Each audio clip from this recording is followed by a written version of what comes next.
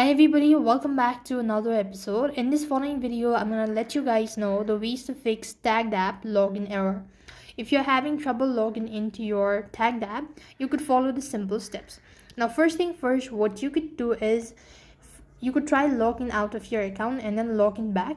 So for that, you need to go ahead and open up your page, tap on the tab bar icon from the top right, scroll down to the bottom, or you could just press on the gear icon and right at the bottom you could see this logout and click on remember on this device, and here once again try logging into your account and this should be able to fix the issue. If this isn't working out, then you could also try restarting your device and then logging back into it.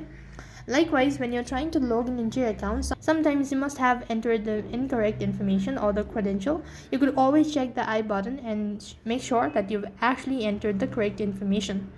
And apart from it, you could also try updating or clearing your cache. Now for the cache, you need to go to the app info page, and here you want to go to storage and check and click on clear cache as well as data.